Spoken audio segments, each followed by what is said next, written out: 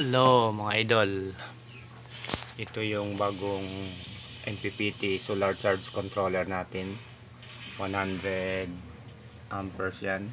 Tapos yung voltahe auto, pwede 12 volts, 24, 36, 48. Ayan siya idol. Ni-order ko to sa online sa Lazada. Ayan. Ito yung carton nya mga idol.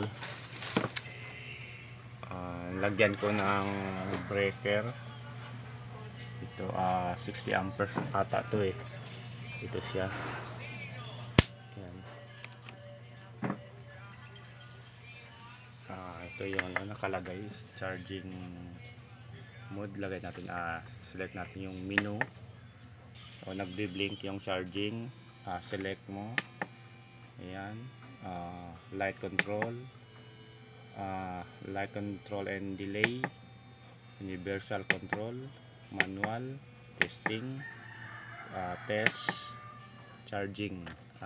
Tapos okay natin. Yan, charging. Tapos ito yung battery natin, Green Energy.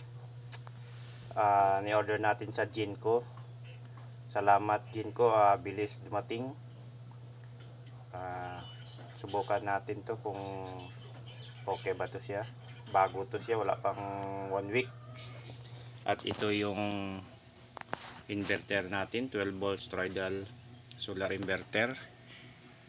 Ayan siya mga idol. Off muna natin kasi on natin. Ayan. Ayan siya mga idol. Ayan.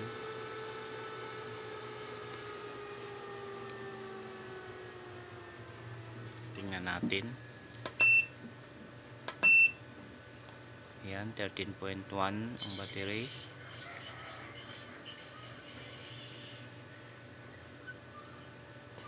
Charging voltage 12.9. Ilagay natin yan sa 13.7 mga idol.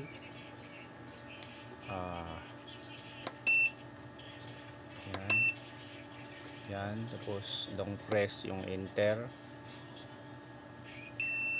Yan. System mode, battery type, current amperes. Yan. Ayan, 100. Successfully. Saan ba yung system mode, line. Yan.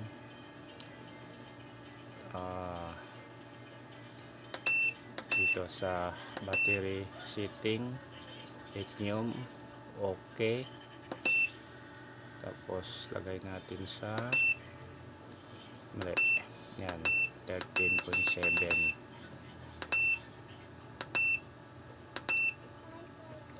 Okay, yan. Ano siya mga idol. Tapos ito yung breaker sa AC kasi may outlet tayo at doon may outlet tayo dito. Namit natin na pero ang ginamit natin dito sa Starlink lang. Starlink lang yan. Hindi natin ginamit yung iba sa na yan, sa AC na yan, sa Napukor. Yan. Yan. Patayin na natin to.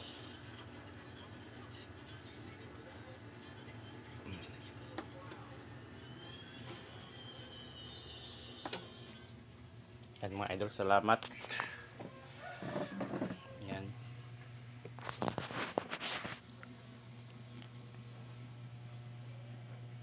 Yan, natin.